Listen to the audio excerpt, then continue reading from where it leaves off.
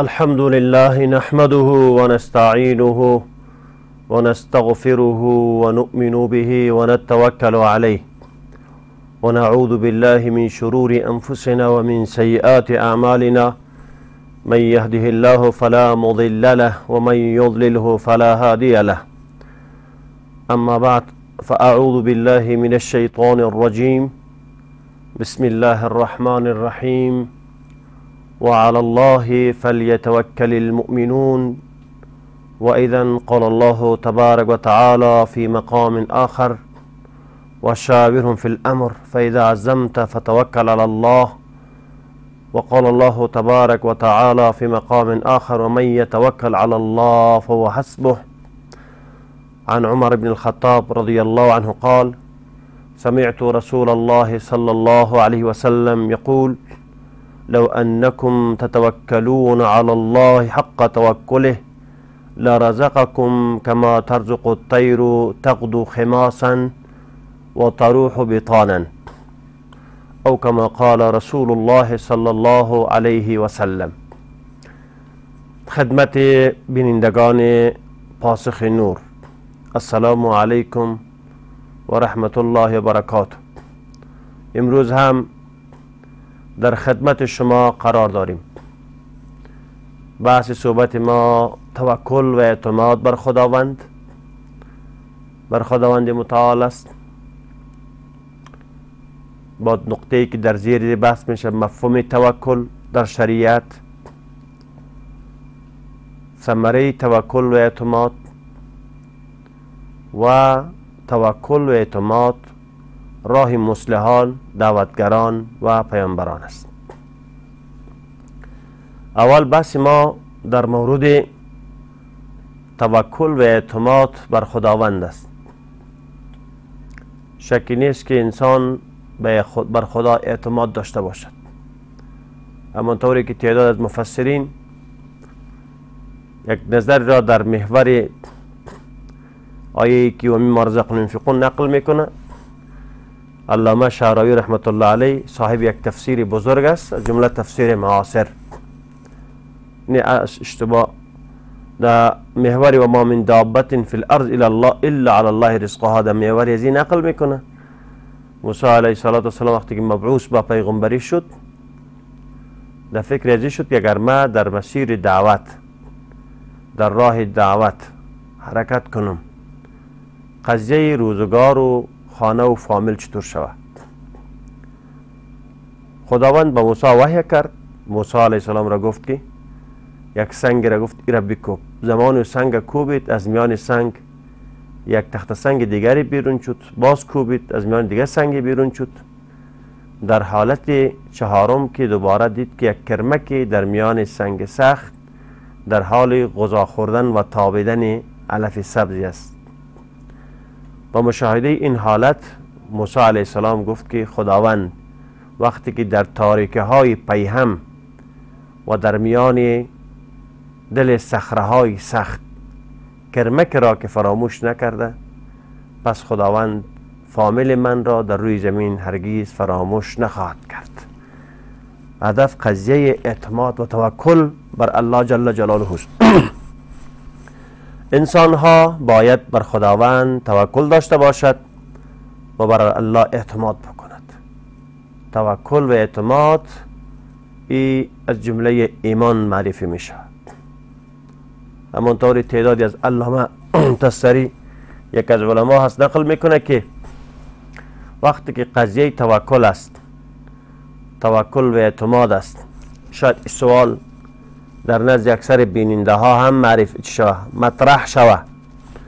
قضیه توکل که است، چرا یک انسان تلاش میکنه، تکاپو و جستجو داره، کار میکنه، مأموریت داره، ای داره و غیره، پس توکل است دیگه. علامه تستری رحمت الله علیه میگه که یک عالم بزرگ است، او میگه که توکل حال پیامبر صلی الله علیه و سلم است و کار و تلاش، زحمت، سعی و تکاپو در زندگی، جستجوی رزق، این سنت پیامبر اکرم صلی الله علیه و سلم است. هر مسلمان باید امان طوری که توکل بکند، توکل منافی تلاش و سعی و تلاش نیست.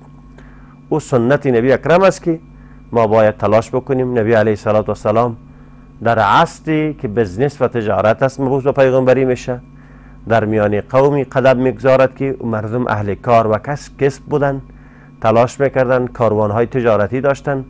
پیامبرم به یاد داشت بینان وقتی پیامبر هم تلاش کرده و چوپانی کرده و کار کرده و تجارت کرده، این منافی از توکل نیست. پس این برای ما یک درس میدهد که مسلمان در زندگی خود باید هم سعی و تلاش داشته باشد که منافی توکل و اعتماد نیست و قضیه اعتماد و توکل هم فراموش نکنه، تلاش و در زندگی خود هم داشته باشد. الله میفرماید انما المؤمنون الذين اذا ذكر الله وجلت قلوبهم و اذا تليت عليهم آیات زادتهم ایمانا. مسلمان انما المؤمنون کسانی مسلمان وقتی خدا را یاد کنن وجلت قلوب، قلبهایشان به لرزه در میاد، میترسند، خشیت قلبی دارد. وقتی آیات خدا تلاوت شوند همی آیات ها ایمانشان را می افزاید، افزایش پیدا میکنه، زیادت ایمان. و علی الله فلیتوکل المؤمنون، و بر خداوند مسلمان ها توکل میکنند. مفهوم شرعی توکل و اعتماد که وقتی با خدا اعتماد داری به معنای این نیست که تو گوشه نشینی اختیار بکنی یا خلوت گزینی بکنی، دست خود را از کار و بار زندگی کاملا بگیرید، در گوشه تق و تنها بنشینید و بگیم که توکل است.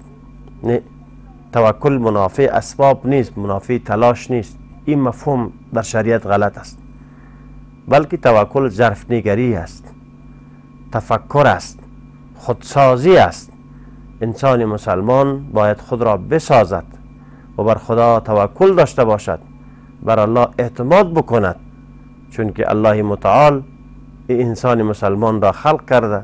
انسان را که خلق کرده، انسان به او کسی که خالق انسان است باید بسیار اعتماد قوی داشته باشیم. قضیه توکل را باید جور بکنیم، اعتماد بر الله داشته باشیم. بدون شک کسانی که توکل بر الله متعال دارند، در این شکی نیست که حتی از بسیار حالت اضطراب، از بسیار مشکلات های روانی، روحی و روانی، از تشویشات و اضطرابات فیزیکی نجات پیدا می کند. چرا؟ این روح ایمان است. توکل ای که در شریعت مطرح شده این روح ایمان است. و ثمره توکل چیست؟ توکل ثمرهش چیست؟ میوهش چیست؟ با خدا تو که اعتماد داری ثمره چی است؟ فایده چیست؟ چرا؟ توکل گفتیم انسان از بود روحی معالجه میکنه، امراض روحی را معالجه میکنه. امراض یزی که بسیار مرض هایی که در زندگی ما پیش میشه از بود روحی است که انسان متوکل الله علاج میکنه. خدا در قرآن هم میگه و من یتوکل علی الله فهو حسبه، کسی که بر خداوند توکل بکند خدا برش کافی است. همانطور یک حدیث شنیدم، قسمی که حضرت عمر خطاب میگه که سمعت رسول الله، از پیامبر اکرم صلی الله علیه و سلم شنیدم. پیامبر میگفت لو انکم تتوکلون علی الله حق توکلی، به خدا به نحو شایسته خوبتر و بهتر توکل بکنید، الله شما را روزی میدهد چنانچه که پرندگان روزی میدهد. صبح که میشه پرنده ها از خانه خود گرسنه بیرون میشوند، بیگاه که بر میگردند سیر شکم سیر بر میگردد. شما بر الله توکل، الله خودش ضمانت کرده برات میده. ولی توکل هم گفتم قسمی که پیشتر عرض کردم منافی سعی و تلاش و تکاپو نیست.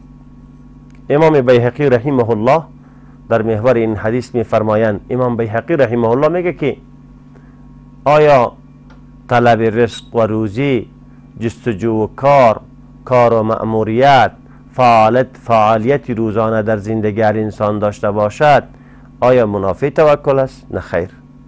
هم تلاش بکنید، هم جستجوی رزق داشته باشید، هم کار و بار بکنید و از طرف دیگری هم توکل و اعتماد بر خداوند را هم فراموش نکنید. باید با خدا اعتماد داشته باشید. انسان وقتی که اعتمادش بر الله متعال قوی شود و اعتماد بر خداوند داشته باشد، شکی نیست که او از بسیار دغدغه های ذهنی نجات پیدا میکند. او به یک مسیری که اصل و هدف انسان مسلمان است، به او مسیر، به او هدف، به یک راه درست و به صلاح خوب و بهتر روان خواهد شد و آمادگی برای زندگی و دنیای دیگری خواهد گرفت. بنا برای تقدیر ما در زندگی خود باید توکل و اعتماد به خدا را فراموش نکنیم. قسمی که قول عالم بزرگوار نقل کردم که هم توکل داشته باشیم. کسایی که در توکل طعن بکند در ایمان طعن کرده است. چرا گفتم توکل؟ حال رسول کریم صلی الله علیه وسلم است. رسول اکرم صلی الله علیه وسلم بسیار توکل داشت. حتی در غزوات، در جهاد میدیدیم که لشکر تجهیز میکرد، آمادگی میگرفت برش، همه امکانات جنگی و نظامی را با تمام سازوبرگی که داشت آمادگی میگرفت. بعد از او میگفت ما فوق اسباب حالت شد که توکل بر الله میکرد، الله پیروزی را نصیب میگشت. هر انسان مسلمان در کار، هر کار را که تلاش دارن، زحمت میکشن، ولی توکل به الله متعال داشته باشن، اعتماد بر خداوند را فراموش نکند. و قضیه اعتماد یک قضیه بسیار مهمی در زندگی مسلمان می باشد و مسلمان ها باید با خدا اعتماد بکنند. قضیه اعتماد است. اعتماد که با الله کردی، شک نیست که خدا هم تو را فراموش نمی کند. توکل راه مصلحان، راه انبیا، راه دعوتگران است. چرا؟ هر کسی که مصلح است در جامعه اسلامی به خطر مواجه میشه. طبعا چرا؟ در این اصلاح خواه که باشی، مصلح باشی، برنامه داشته باشی، مخالفین پیدا میکنی. انسانهای مصلح به خیر جامعه است. انسانهای مصلح برای نجات جامعه است. انسانهای صالح برای نجات خودش است. ما تعداد انسانها داریم که فقط برای نجات خود فکر میکنن. تعداد انسانهاست که مصلح هست، مصلحین است. مصلحین جامعه را نجات میده در چوکات، در روشنایی دین و شریعت. افراد جامعه را برای اصلاحش تلاش میکنه. وقت خدا، فکر خدا، برنامه خدا، تمام قوت و توان خدا مصرف میکنه به فکر دیست که تا جامعه اسلامی اصلاح شوند. اصلاح فرد، اصلاح خانواده، اصلاح جامعه باید باشن. زمانی که یک فرد جور شد، خانواده جور میشه. زمان خانواده جور شد، جامعه جور است. زمانی که جامعه صحتمند بود، طبعا جامعه صحتمند تمام ابعاد صحتمند می باشد. حکومت جزء جامعه است، اقتصاد جزء جامعه است، نظام جزء جامعه است، فرهنگ جزء جامعه است. تمام چیزا جور میشه. چرا؟ جامعه صحتمند است. پس اجزای هرچی صحتمندم اجزایش کامل میشه و صحتمند می باشه. اگر جامعه، خانواده خوب نبود، افراد خوب نبود، بنان خانواده ها خوب نمیشه. خانواده ها که خوب نبود، جامعه خوب نمیشه. جامعه که خوب نبود، بنان اما اجزای جامعه که چی حکومت است و اقتصاد و تعلیم است و فرهنگ، همه چیز خراب خوب نمی باشه. بنان چرا؟ این ریشه میگیره و بر میگردد به امو انسان مصلح. اگر صالحین، مصلحین در جامعه بیشتر بود، پس او هم برنامه دارن به خطر مواجه میشه. یا هم قضیه اعتماد و توکل بر خداوند را فراموش نکند. یا راه دعوتگران است. دعوتگر همونطوری که یکی از دانشمندان میفرماید، میگن اسلام هر قدر دشمن قوی داشته باشد، باز هم مغلوب نمیشه و شکست نمیخورد. زمان اسلام و دین اسلام به شکست مواجه میشد که دعوتگران نادان داشته باشد. امروز سیکولرها بسیار به شیوه های رسا و ماهرانه جوانای ما را شستشوی ذهنی میکنن در مورد اسلام. اینجا دعوتگران با منطق کار است که در برابر منطق باطلی از جا استدلال داشته باشند. زمانی که در برابر یک منطق باطل استدلال نداشته باشند، بدون شک وقت است که دعوتگرای جاهل داشته باشند مسلمان ها و در جامعه اسلامی باشند، شکی نیست که اسلام به مغلوبیت خواهد رسید و اسلام مغلوب می شود، دیگر چیزها غالب می شود. هدف این که از دعوتگری با تمام برنامه ها مجهز و منظم باشد و خود را با صلاح علم و دانش مهیا بسازد. در اون صورت است که او دعوتگر اگر باشد اسلام مغلوب نمی شود و اسلام غالب است، ولی هر قدر دشمنش قوی تر هم باشد. پس گفتیم که توکل راه دعوتگران است.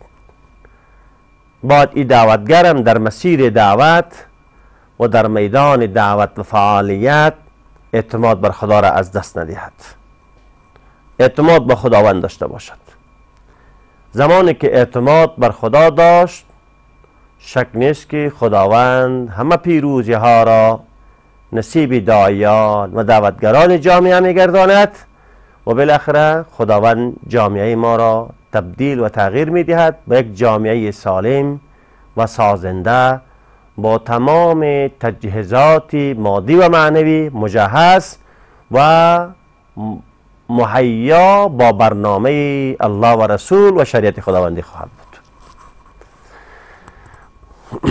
بنابراین که به خطر مواجه است توکل از دست ندهند و راه توکل راه انبیاست. انبیا علیه السلام در طول تاریخ، در تمام ادوار تاریخ، خداوند انبیا را در میان بشر فرستاد و انبیا علیه السلام در مسیر دعوت و کار و فعالیتشان راهشان چی بود؟ توکل و اعتماد بر الله بود. زمانی که به الله اعتماد داشت، به الله توکل داشت، خداوند انبیا را هم در مسیرشان کامیاب گردانید و ما وقتی تاریخشان را بخوانیم همه پیروزی ها خدا نصیبشان گردانید. این اريد الا الاصلاح ما استطعت و ما توفیقی الا بالله و علیه توکلت و الیه انیب. همه داعیان فقط صدایش ای بودن، انبیا می گفتن این اريد الا الاصلاح، ما نمیخوایم جز اصلاح و خیرخواهی را. تا توانی که داریم اصلاح و خیرخواه جامعه باشیم، بر خدا توکل کنیم و بازگشت من به سوی خداست. بر خدا اعتماد داشته باشیم و بازگشت ما هم به سوی الله جل جلاله است. بناهن توکل راه مصلحان، راه دعوتگران، راه انبیاء علیه السلام است. قسمی که در سورة الاحزاب میگه ولما رأى المؤمنون الاحزاب قالوا هذا ما وعدنا الله ورسوله صدق الله ورسوله. وقتی که در جنگ احزاب مسلمان ها پیروزی را دیدن گفتن قالوا هذا ما وعدنا الله ورسوله، ایچی که خدا و پیامبر هم وعده داده بود. باز برمیگردیم سوال میگیریم. مهربان خواهر محترم فهیمه از کابل. بله خواهر محترم میشنوم. قطع شد، دوباره بر بگردیم.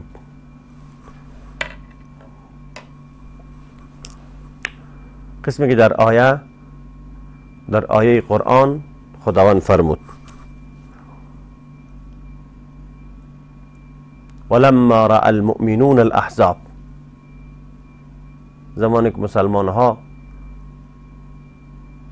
وقتی که در جنگ احزاب پیروزی را مشاهده کرد قالوا گفتن. مهربان خواهر محترم چرا دعای من قبول نمیشد؟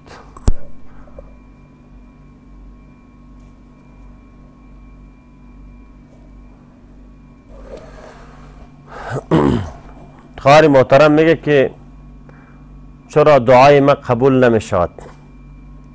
خواهر محترم این نیست که ما هر دعا کنیم دعا قبول شود یا ما نتیجه را لمس بکنیم. شاید نتیجه قبولیت دعا گاهی تو نتیجه بیا بدیست که تو هیچ احساس نتانی و گاهی است که در شریعت تعدادی از احکام است و تعداد حکم خدا هست که او نتیجه محسوس داره و تعدادی از احکام شریعت است که او نتیجه محسوس نداره، این نتیجهش دیده نمیتونی. یا دعایت از الله میخوایی ذخیره میشه به امور آخرت. امیدوار هستم که سوال بگیری و دعا هم از جمله حکم شریعت است که این نتیجه محسوس نمی داشته باشد. زلگی از کابل. مهربان میشنم. علیکم السلام و رحمت الله. سلام و احترامات خدا خدمت شما. از طریق شما و تمام ملت بزرگ افغانستان تبریک بدارم. و علیکم السلام و رحمت الله و برکاته برادر گرامی.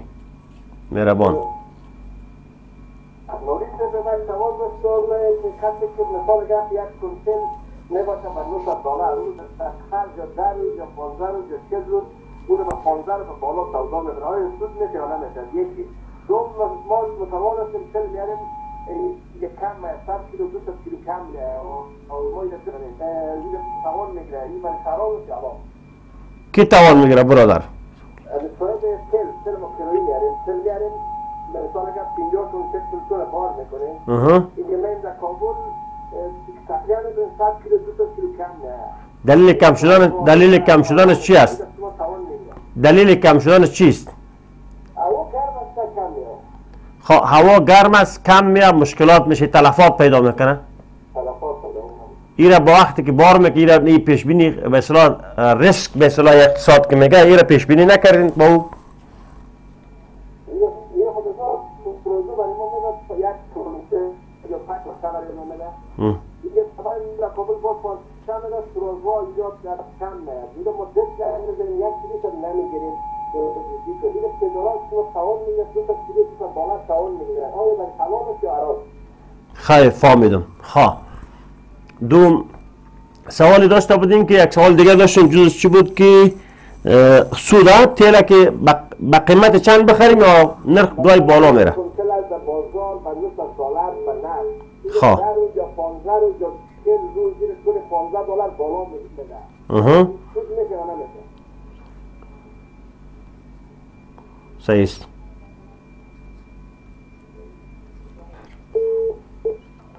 درست است. اول خو بیننده محترم متوجه جوابتان باشین. این سوال کرد که تیل ما میخریم و از اثر هوا و گرمی پیش میره باز ایجا تجارا که میان او اما نقصانات چی میکنه از ما توان میگیره. نه خو غلط گپ است. به خاطر غلط گپ است که تو طبعا ایره باید اما ریسکش چیش پیش بینی بکنه. ای خو یک آدم مکلف از این نیست که ولی چرا کم شد. ایره باید پیش بینی داشته باشن. این برش حرام است توان که میگیره چرا که تلفاتش طبیعی میاد به اثر گرمی هوا مثل یک آفت وری است. اما در تیل در بازار روز $15 بالا میشه. اگر نرخ روز عمومی باشه با دیگه مشکل نداره در صورتی که تو احتکار نکنی. احتکار معنیش است که ضرورت داره در یک وقت که از تیل ارزان می باشه تو احتکار میکنی اگر به این نیت احتکار کنی که تا قیمت بالا بره اگر تاجرها در مجموعی که باید داشته باشه احتکار میکنه و عرضه نمیکنه با در این صورت سود میه. اگر در صورتی که روزانه به شکل طبیعی در بازار و مارکت ازی روز به روز به اصطلاح به قیمت دلار بالا میره و 15 نرخ ثابت نیست در این صورت باید مشکل نمی داشته باشه. سلامت و با عزت باشه. امیدوار هستم که سوال گرفته باشین. یک وقفه داریم و دوباره برمیگردیم. قضیه ای را که بحث داریم ما در مورد توکل و اعتماد بر الله متعال بود که ما مفهوم شرعی توکل را بحث کردیم. ثمره توکل و اعتماد راه مصلحان و دعوتگران و پیامبران است. آیه را که بحث میکردیم در موردی بود که آنچه که خداوند ولما رأى المؤمنون الأحزاب قالوا هذا ما وعدنا الله ورسوله وصدق الله ورسوله.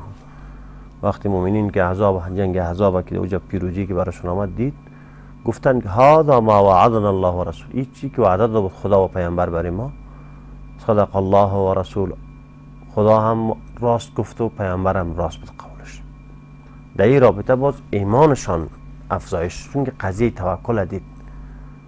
توکل یعنی اعتماد بر خدا. وقتی به خدا اعتماد کردی، خدا ما را در همه میدان ها پیروز میگرداند. اعتماد به خدا داشته باش. انسان ها تکیه‌گاهشان الله متعال باشند، اما تکیه‌گاهشان که الله هست به این معنی نیست که تلاش و سعی و کار و همه فعالیت خود با در زمین متوقف بسازیم. نه، این با منافی توکل نیست. توکل یک حالت است که هم به خدا داری و تلاش و سعی و کار ای سنت و راه و روشی پیامبرمان محمد مصطفی صلی الله علیه و سلم هست. همونطوری که روایت حدیث می آید، حضرت ابراهیم علیه السلام را حجت الله از کابل، مهربان، سلام علیکم. السلام علیکم و رحمت الله. بله میشنم. السلام علیکم. شما جور هستین؟ شکر فرضا مولای بسیار خوش هستم که پیش شما صحبت کنم. سلامت باشین. ما هم خوش هستیم با شما صحبت. ما دارم یک کمک کنم که همیشه کنم دعا کنیم که مشکلاتی های ما خلاص شد و خیر از قرضداری و پریشانی ها خلاص شد. خب مشکل قرضداری دارین؟ بله یا صحیح است. خدا حافظ.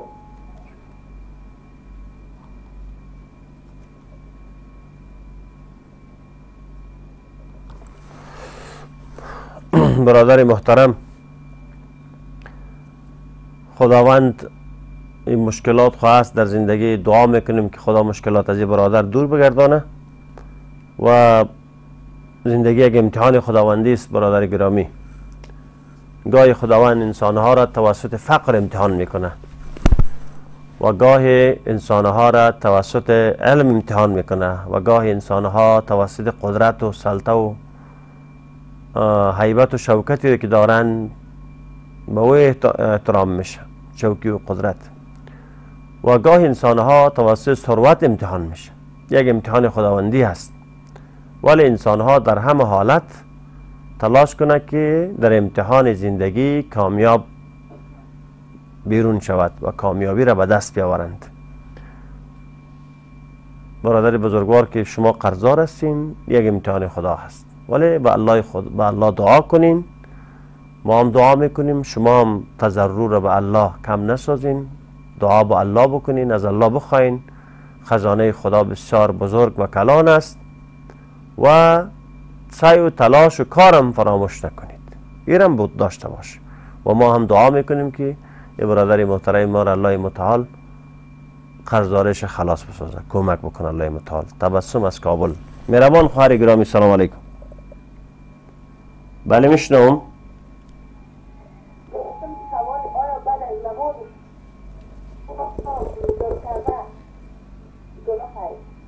چی گفته خواهر گرامی؟ تکرار کنم، سوال گرفته نتونستم. بعد از نماز چی کرده؟ خانم خود جور بسازه؟ خانه جور کردنش؟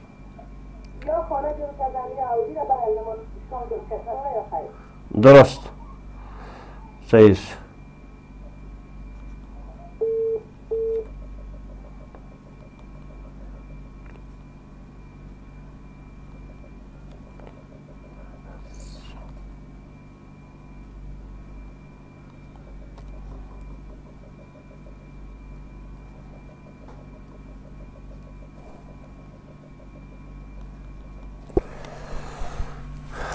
خواهر محترم، جارو کردن خانه یا حوله بعد از نماز شام این چیزی است که بگویم در شریعت یک بدفعلی پیش بینی شده باشه و یک چیز نیست. نظافت است. الطهور شطر الایمان. در هر موقع و فرصت برابر شد در محیط خود پاک بسازی. اما یک بگیم در شریعت پاک کردن در یک تایم مثلا جایز باشه و در دیگر تایم یا مثلا در یک وقتش گناه باشه، هیچ چیز در شریعت نیامده. یک عرفی است که یک رواجای یک رایجی است، یک چیزایی که در میان مردم تو زمزمش تو در ذهنها چه شدن کلی کار نکو، این چیزا در شریعت کدام اساسی نداره، گناهی نداره، مشکلی نداره. شاید کدام کسی هم تو اگر در صورتی که باد بنده به همون گمان باشه که من گویا بعد از شام مثلا تعداد تو گمان داره که در فلان وقت جورونه که مصیبت میاد تکلیف میاد، بعد خدا هم مطابق گمان بنده فیصله میکنه. چون حدیث پیغمبر است که الله هم مطابق گمان بنده فیصله، چون که بدفالی میگیری و گمان بد میگیری و مصیبت پیش بینی میکنی در بعضی کارا، باز فیصله خدا قضای خدا به هم میره. بنان از او خاطر ای از بود شریعت کدام مشکل نداره و هیچ مشکل نداره. هر وقتی که فرصت پیدا میکنی، شام باشه، خفتن باشه، صبح باشه، میتونی خانه و محیط خدا جور کنی. برادر بزرگوار صفی الله از کندوز، میشنم برادر گرامی. بله سلام علیکم.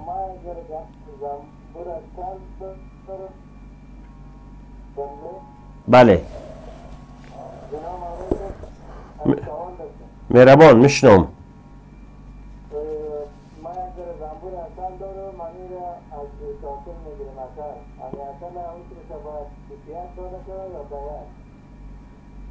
درست. یک مشکل اصل از باغها و از زمینای زراعتی به دست بیاری از کوه و صحرا.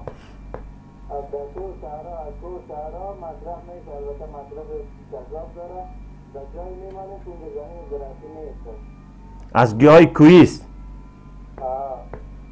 خواه درست گرفتم مطلب ده.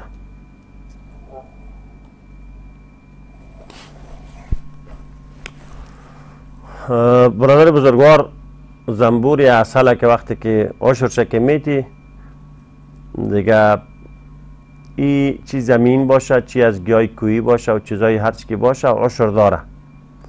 اما اگر در زمین های خراجی باشه باید اونجا خراج داده میشه خمس. حالی چون که زمین های افغانستان همه زمین عشری است باید عشر چه بیتی. بله امیدوار هستم که سوال ما را درست گرفته باشه. البته مصارف هم بکش، مصارف هم پیش بینی کرده، بعض مصارفات کشیده، باز چیزی که میمانند باز عشر بکش. چرا چیزایی است که مصرف داره این چیزا. و برادر گرامی ما امیدوار است که شما سوال خود درست گرفته باشین. ما بحث امروز ما در مورد توکل به الله متعال است. کسی که پیشتر میخواستم حدیث بحث بکنم سوالات پیدا شد. ابن عباس میگه که یاسمین از کابل. بله سلام علیکم خواهر گرامی.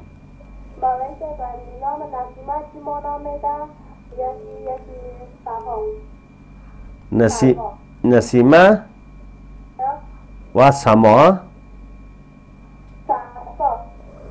صفا یا سما؟ سوالتون بگین درست. سما یا صفا؟ صفا درست است. درست است. سلما درست.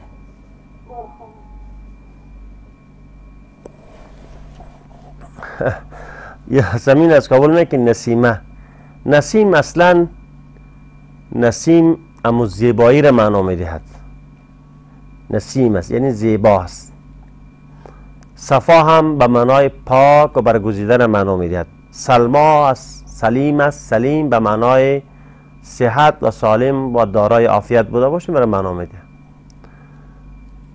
بحث داریم در مورد حدیثی را که در مورد توکل است. توکل گفتیم راه روش انبیا و مصلحین می باشه. همونطوری که ابن عباس میگه که زمانی که حضرت ابراهیم علیه السلام در میان آتش انداختن گفت که حسبنا الله و نعم الوکیل. سخن رسید برای پیامبر علیه السلام و گفتن که مردم جمع شده در برابرت یوریش میبرن، شما از مردم بترسین. فخشوهم، از مردم بترسید. پیامبر علیه السلام که وقتی قضیه برش آمد ایمانشون اضافه بود، زیاد شد. گفت حسبنا الله و نعم الوکیل. حسبنا الله یعنی خدا ما را بس است. معنای توکل هم معنیش که من یتوکل علی الله فهو حسبه. کسی که بر خدا توکل کند خدا بر او کافی است. ما هم من حیث یک مسلمان از ذکر و اذکار را هم فراموش نکنیم. به خدای خود توکل. حسبنا الله و نعم الوکیل.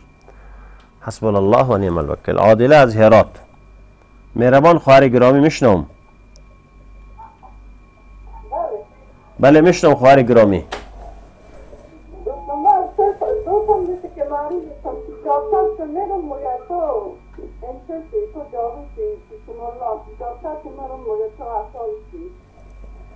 خب چند سال است که مریض هستی؟ 2 سال می شود که مریض.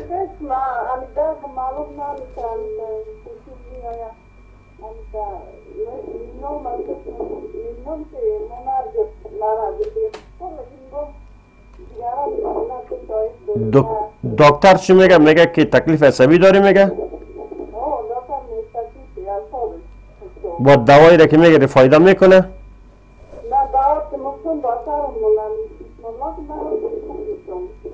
نه دوای دکتر بود برات هیچ تغییرات میاره یا نه؟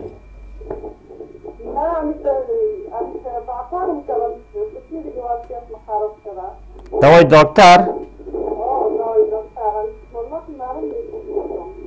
پیش ملا که میری میگه جادو است یا؟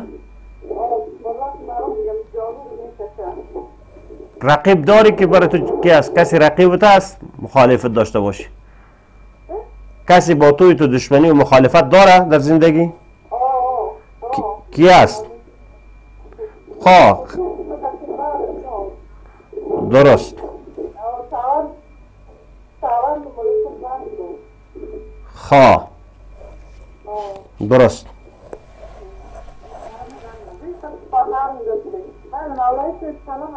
علیکم السلام میشنوم.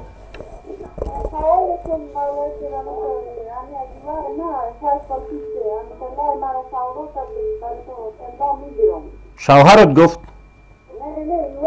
خواه بله برادر شوهر صحیح است.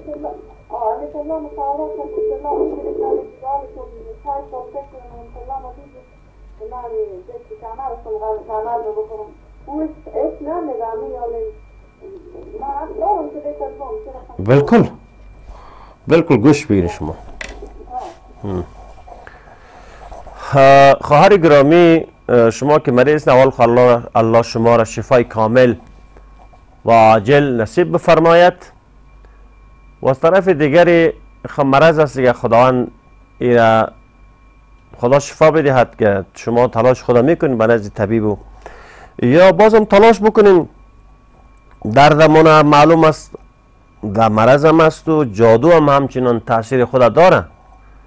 چرا هم یک بحثی است که بحث شده است و این تاثیرات خود داره، ولی تلاش بکنین و خدا شما را شفا نصیب بکنه. و یکی از خواهرها هم سوال کرد که شوهر برادرم طلای من را فروخته. برادر خواهر گرامی طلا مال شما هست.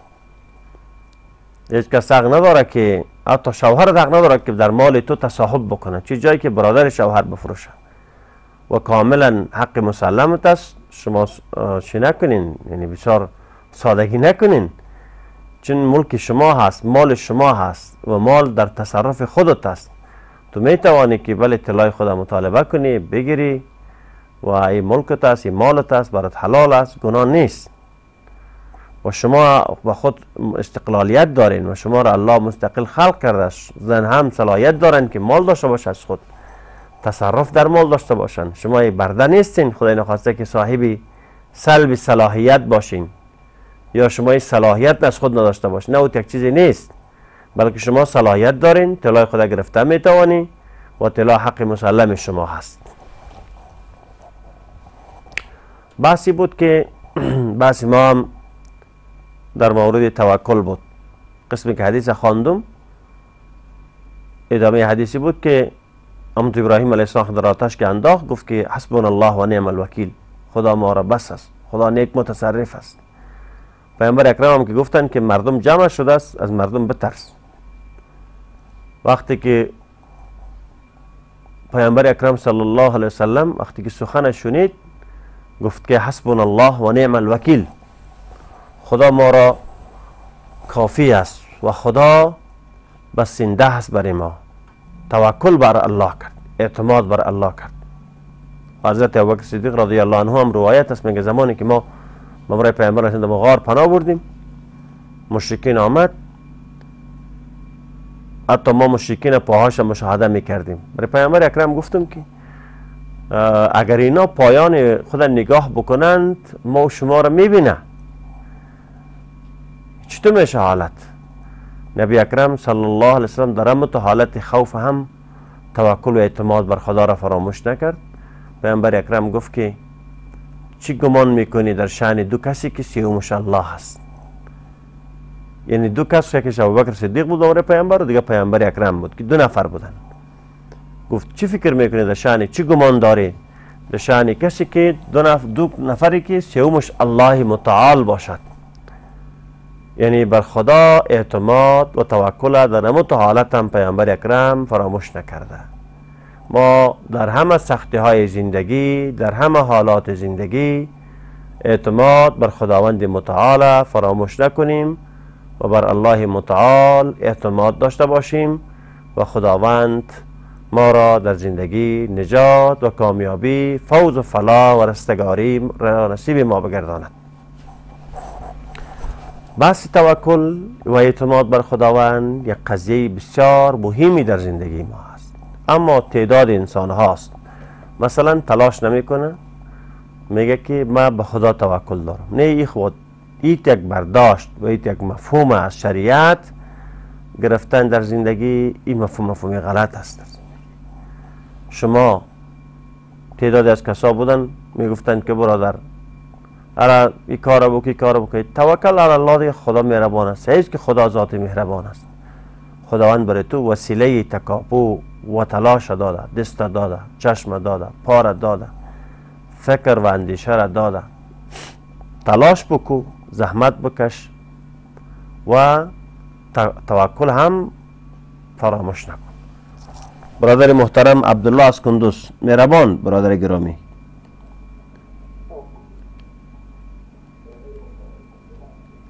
مهربان، سلام.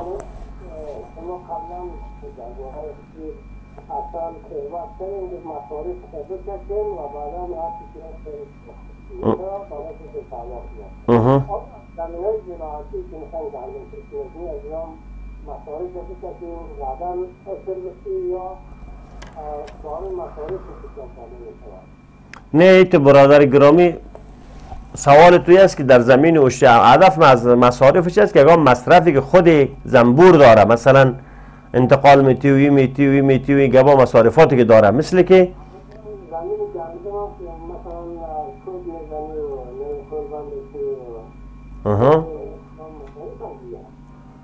بالکل اونا را مثلا خرج مصرف بالکل.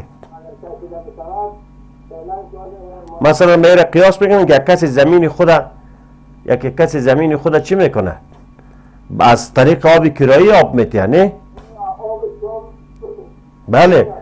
بله مصارفش میکشه بازوش.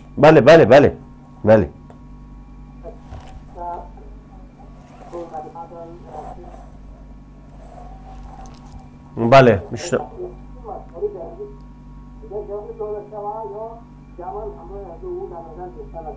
چی نشوا برادر؟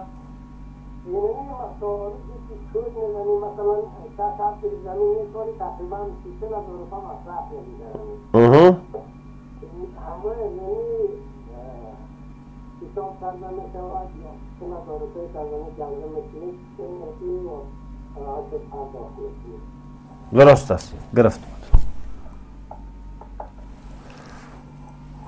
برادر بزرگوار، بعضی زمین ها است که مصارف نداره، یکی مصارف قلبه و یه چیزا هست که طبعا اون خوب وسایل کاریدن است. حال در اصل امروزی که مصرف های است که برای رشد از این به کار برده میشه. در این صورت یا مثلا عقل ترشل بالا هست یا مثلا چیزای دیگر است، یا را کشیده باد از مطابقه از عشر میتی. یا کود است مثلا. امید است که برادر گرامی سوال درست گرفته باشین. برادرای بزرگوار، تعدادی از کسا مفهوم شریعت غلط میگیره و قضیه از قضیه توکل و اعتماد بر خداوند. امیدوار هستم که داخل موضوع اگر سوالات چه کار خوب خواهد بود. قضیه توکل و اعتماد بر الله متعال، تعداد کسا هست که کار، بار، تلاش، فعالیت این چیزا را فراموش میکنه، گویا که از شریعت توکلی را برداشت کرده که توکل معنیش است که گوشه نشین باشیم، در یک گوشه بشینیم، دیگه کارم نکنیم، تلاشم نکنیم، فعالیتم نکنیم، دیگه اینمی است توکل. لکن این مفاهیم و این مفهوم غلط می باشه. در شریعت چنین چیز نیست. اصول شریعت خداوندی، دین خدا برای ما نشان میده که در همه حالتی که کار و بار میکنید قضیه توکل هم فراموش نکو، سعی و تلاش خود هم داشته باش. اگر ما به این مفهوم باشیم خیلی با تمام انسان ها کار نکنه، و حالی که خلقت انسان ها در پهلوی عبادت، در پهلوی خداشناسی، در پهلوی از خلقت انسان آدم علیه السلام هم عمران و بازسازی زمین است. اگر ما سعی و تلاش و کار نکنیم، پس ما در جامعه‌ای که زندگی میکنیم، در دنیایی که زندگی به یک تمدن نمیرسیم. و حالی که در شریعت خداوند که آمده، توکل هم تو را در بعضی قضایا انسان است که یک بار کار میکنی، زحمت میکشی، یک بار ذهناً خراب میشی یا دغدغه های ذهنی برات پیدا میشه، در این صورت قضیه توکل فراموش که یعنی نمیتونه باید علاج میکنه. ذبیح الله از کابل. مهربان برادر گرامی. الحمدلله. شما خوب هستین برادر گرامی؟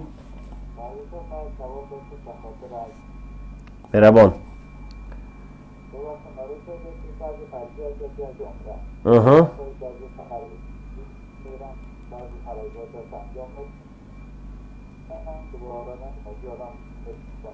حج فرضی دارن، حج عمره، درست؟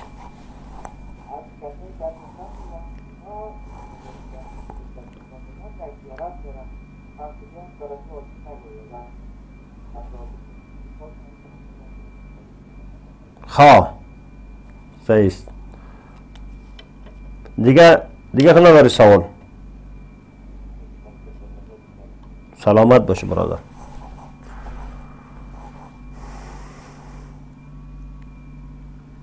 این کلمه حاجی گفتن یک امر حتمی نیست که آدم یک عبادت انجام بده بگیم خامخایی رو باید حاجی گفته شد. یک عرف شده در میان ما یا در میان بشر، یعنی حج کننده. و عمره هم حج خرد است، گرچه که سنت است در این فرایض انجام میشه. اما کلمه حاجی را گفتن که بالای یکی اگر فرایض انجام بدی گفتن جایز است، و اگر در صورتی که حج فرضی را انجام بدی، حج عمره انجام بدی، باز حاجی گفتن جایز نیست. و این گواه در شریعت ممنوعیت نداره تنها نام ماندن به نام حاجی یا نمیشه که یک آدم نماز بخونه بگیم نماز سب یا شخص نماز یک مثل نماز باری، مثل زکات باری، مثل چیزار یک عبادت است. اما بود کسی حال یک نام خاص خود در عرف گرفته، این باز مشکل نداره که چی کسی عمره بکنه، چی کسی حج فرضی انجام بده. میتونیم که اینی کسی که حج کننده است، یعنی قصد زیارت کننده بیت الله شریف است، یا اینی بیت الله شریف از زیارت کرده، در عرف بشر میگن حاج، یعنی حاجی سب. این یک عرف شده، هیچ گپی نداره، مشکلی نداره. دیگه این ممنوعیت نیست که کسی عمره که حاجی نگویی، که در شریعت بحث نشده. امیدوار هستم که شما سوال خود دقیق و درست گرفته باشین. پروردگار شما را توفیق و هدایت نصیب بگردانه و در زندگی ما الله متعال زندگی ما را با عبادت داشته باشه و خداوند ما را در مسیر دین همیشه کامیاب بگردانه. برادر بزرگوار، امید است که سوالتان شما درست گرفته باشین. جوابتان ما قضیه بحث ما در مورد توکل و اعتماد بر خداوند متعال است.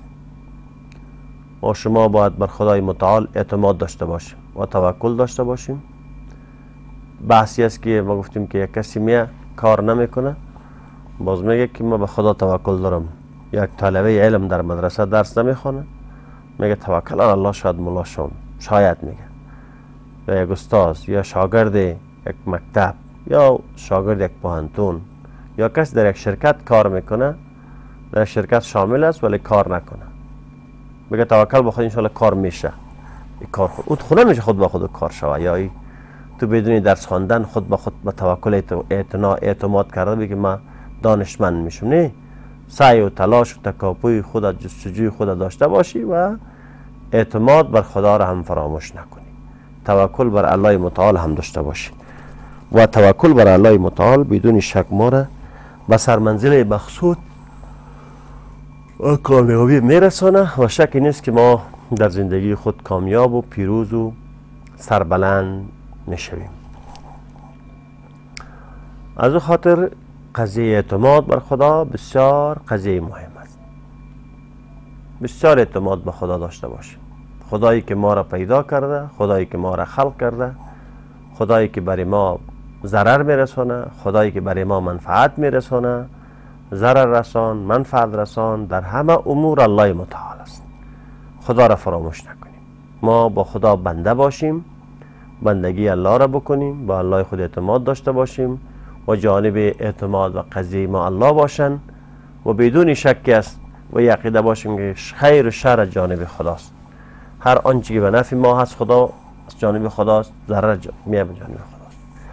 گاهی است که خداوند بنده های خدا میسازد، بنده های خدا الله اصلاح میکنه به یک طریقه، گاهی باوردن مصیبت، گاهی باوردن فقر، گاهی به یک چیز دیگر. بنده یک بار متوجه میشه به الله و به الله اعتماد و توکل میکنه و میگه که من به الله متعال اعتماد دارم و خداوند این جانب اعتماد الله هست. کسی که به الله اعتماد داشته باشه در شکی نیست که خداوند او را کامیاب و پیروز و سربلند میگرداند.